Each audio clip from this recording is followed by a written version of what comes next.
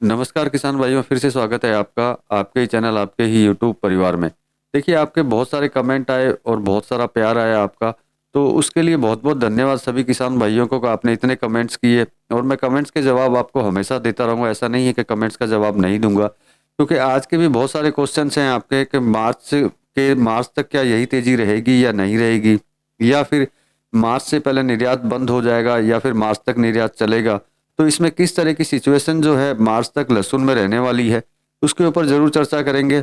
साथ में कुछ कमेंट्स रहते हैं, कमेंट्स के ऊपर भी चर्चा कर लेंगे। कमेंट्स के ऊपर चर्चा करके कमेंट्स का जवाब भी आपको दे देंगे, उससे भी आपको मदद मिलेगी। जो मैंने आपको कल के वीडियो में ही बोला था, हर किसान अपनी अलग अलग जगह पे रहता है, अलग अलग तरह की जो मुसीबत होती हैं या फिर उनको कोई फ़ायदा होता है, तो उस तरह के जो कमेंट्स आते हैं उससे अपने को जानकारी मिलती है। वो जानकारी हमको आगे कहीं न कोई फ़ायदा ज़रूर देती हुई निकलती है। तो चलिए कमेंट्स के ऊपर चर्चा करेंगे। साथ में जो आपने बोला है कि मार्च तक क्या कंडीशन रहेगी या नहीं रहेगी, ये भाव रहेंगे या नहीं रहेंगे, उसके ऊपर चर्चा कर लेंगे किसान भाइयों। लेकिन चैनल पर नए हैं तो चैनल को सब्सक्राइब कर लीजिएगा और वीडियो को लाइक कर दीजिएगा। लगता हो शेयर का लायक है तो शेयर करना बिल्कुल भी मत भूलिएगा। तो देखिए, सबसे पहले जो है ये क्या नाम है इनका, ये शेखर जी हैं, जो इन्होंने कल भी एक कमेंट्स किया था और आज भी एक कमेंट्स किया है, जो शायद नीलगाय से बहुत ज़्यादा परेशान है। पहले कमेंट्स बता देता हूँ, फिर इनको इनका कमेंट्स का जो कमेंट इन्होंने किया उसका जवाब भी देंगे और उनको इसका हल भी बताएंगे कि ये किस तरीके से जो है इस चीज़ से छुटकारा पा सके। नीलगाय पर कोई कार्रवाई नहीं करती है सरकार, सीएम हेल्पलाइन पर भी शिकायत की थी, एसडीओ ने असमर्थता दिखाई, फॉरेस्ट वालों ने हाथ झटक दिए, कई और कोई व्यवस्था ही नहीं सरकार के पास। रिपोर्ट वापस लेने का निवेदन पर मैंने रिपोर्ट वापस ले ली और 3-4 से 40 से 50 हो गई है हमारे क्षेत्र में। तो देखिए शेखर जी, सबसे पहली बात आपने जो गलती की है वो ये गलती की है आपने कि वो जो रिपोर्ट है आपने वापस ले ली। देखिए, नुकसान आपका हो रहा है, सरकारी किसी भी ऑफिसर का या किसी भी जो जो भी चाहे फॉरेस्ट वाले हों या कोई भी हों, उनका नुकसान नहीं हो रहा है, वो नुकसान आपका हो रहा है। तो आपने अगर वो रिपोर्ट वापस ले ली, अगर अगर वो आपके खेत को, आपकी फसल को खराब कर रहे हैं, तो मुसीबत में आप हैं, वो कोई ऑफिसर नहीं है। अगर उनके पास में किसी तरह का हल नहीं है तो आपके पास इसके दो रास्ते हैं। जो पहला रास्ता जो है, पहले वो रास्ता बताता हूँ। अगर वो उस रास्ते से अगर आपका काम नहीं होता है तो फिर मैं आपको रामबाण बताऊंगा। अगर वो करेंगे तो आपका इस चीज़ का हल जो है सेकंडों के अंदर आपका निकलेगा। पहला हल ये है कि आपके जिले का जो भी कलेक्टर हो, वहाँ जो आपने मुझे लिखा है वही चीज़ उनको एक एप्लीकेशन में लिख करके कलेक्टर को दें और रिसीविंग लेना बिल्कुल भी ना भूलें। एक अगर एप्लीकेशन लिख करके जाते हैं आप, तो दो एप्लीकेशन बनाइएगा, एक उनको दे दीजिएगा, एक रिसीविंग करके आप वापस ले लीजिएगा।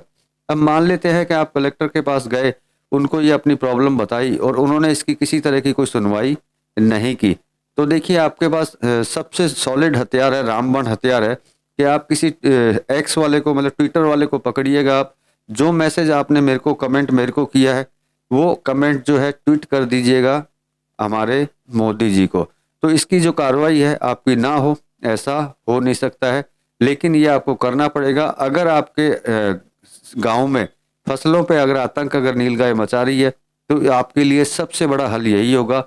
इसके अलावा आपके पास कोई रास्ता नहीं है। यही सबसे सही और सही तरीका है जिस तरीके से आप इससे निजात पाएंगे। अब देखिए, दूसरा जो कमेंट है वो है कामराज पाटीदार जी का। कामराज पाटीदार जी ने बोला है, कामराज पाटीदार ये है गोगा गो, गोगारपुरा के ते मालागर डिस्ट्रिक्ट मंदसौर एमपी। सर जी, आपकी जानकारी बहुत अच्छी लगती है, आप ऐसे ही जानकारी देते रहें ताकि किसानों को फ़ायदा मिलता रहे। बहुत बहुत धन्यवाद।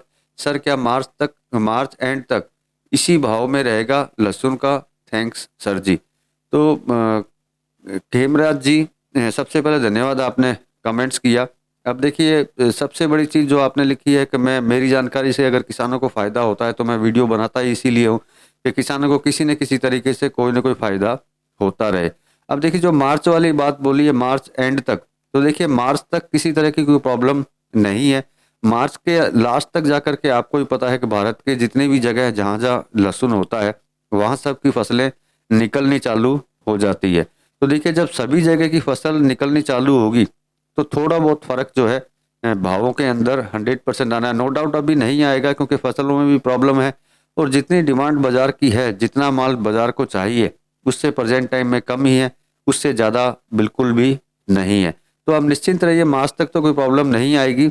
और मार्च में भी अगर सबकी सारी फसलें निकल भी जाती है तो इस बार इतना ज़्यादा वेरिएशन, मतलब इतनी ज़्यादा उतार चढ़ाव नहीं होंगे। थोड़ा बहुत तो देखिए बनता है, क्योंकि सभी जगह का जब माल निकलेगा तो ऊंच नीच तो उसके अंदर होनी ही है। तो बाकी आप निश्चिंत रहिए कि ऐसा नहीं है कि बहुत ज़्यादा जो है इसके अंदर जो है प्रॉब्लम आनी चालू हो जाएगी।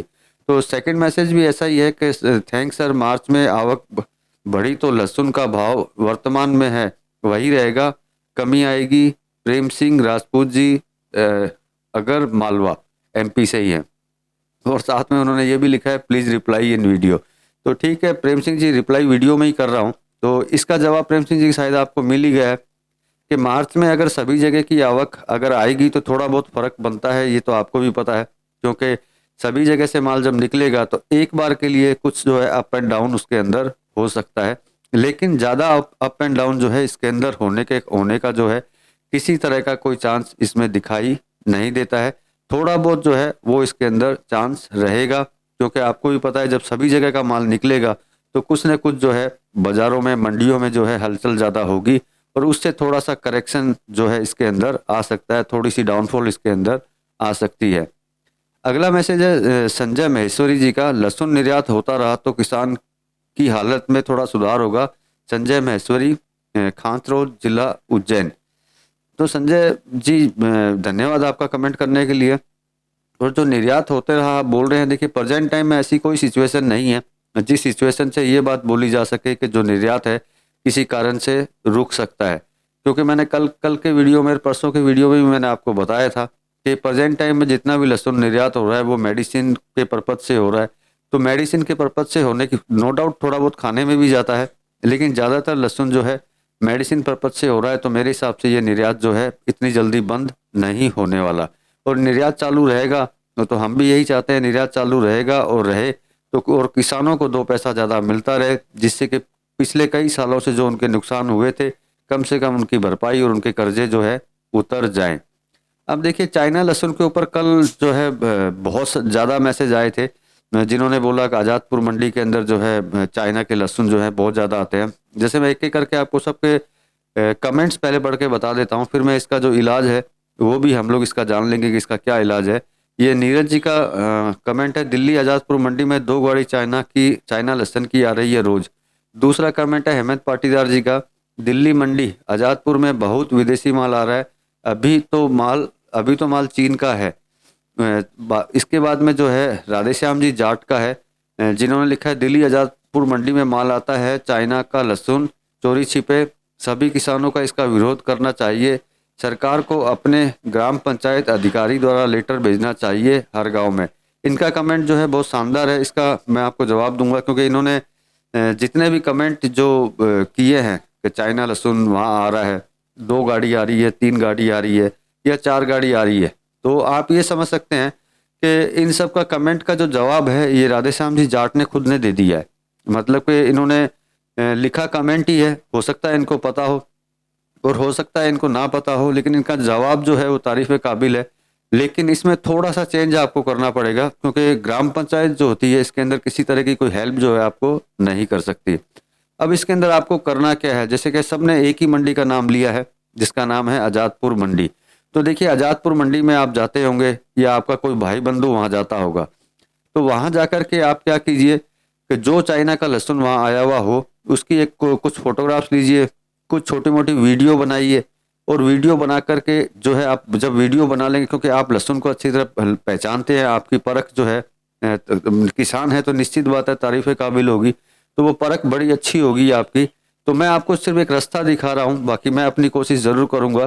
तो आप फोटो और वीडियो लीजिए, और आपके नज़दीक का जो भी कस्टम हाउस हो, या फिर कस्टम हाउस नहीं जाना चाहते हैं तो कस्टम हाउस की जो भी ऑफिसर्स होते हैं उनकी मेल आईडी आपको जो है ऑनलाइन के अंदर मिल जाएगी। जैसा राधेश्याम जी ने लिखा है, हम भारतीय हैं, हिंदी में भी लिख सकते हैं, आपको डरने की या घबराने की जरूरत नहीं है कि कहीं आपको इंग्लिश में मेल लिखनी पड़े। आप हिंदी में मेल लिखिए और जितने भी फोटो वीडियो जो हैं आप मेल के अंदर अटैच करके कस्टम ऑफिसर को भेज दीजिए। अगर कार्रवाई नहीं होती है तो फिर भेजिए, अगर कार्रवाई नहीं होती है तो फिर भेजिए, अगर कार्रवाई नहीं होती तो फिर भेजिए। अगर फिर भी कार्रवाई नहीं होती है तो मैंने पहले एक ऑप्शन दिया था नील गाय के लिए, वही ऑप्शन आपको देता हूँ, मोदी जी को ट्वीट कर दीजिए। अगर आप मोदी जी को ट्वीट करेंगे कि इस तरीके से जो है इलीगल तरीके से जो है लहसुन जो है भारत के अंदर घुस रहा है और मंडियों में पहुंच रहा है जो गलत है, तो एक्शन अपने आप ही होगा उसके अंदर, क्योंकि इसके अलावा आप लोगों के पास में कोई रास्ता नहीं है। मैं अपनी कोशिश आज से ही लगा दूंगा। जब बोल रहे हैं कि 2 गाड़ी, जैसे नीरज जी ने लिखा है कि आजादपुर मंडी में 2 गाड़ी चाइना की लहसुन की आती है, तो मैं आपको बता देता हूँ रास्ते 2 ही हैं उसके आने के और वहां पहुंचने के।